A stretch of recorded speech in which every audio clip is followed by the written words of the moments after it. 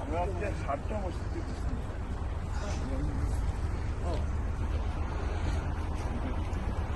আসসালামু আলাইকুম।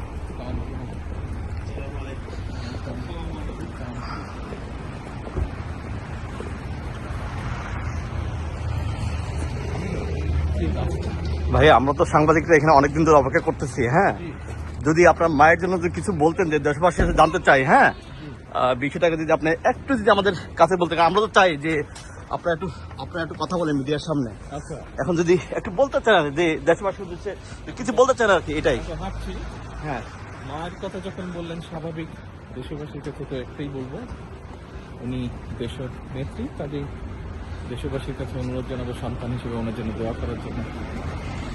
আজকে তো মেডিকেল বোর্ড বসবেন, সেটা আপনার জানেন, আপনারা যাচ্ছেন ধন্যবাদ। ইনশাআল্লাহ।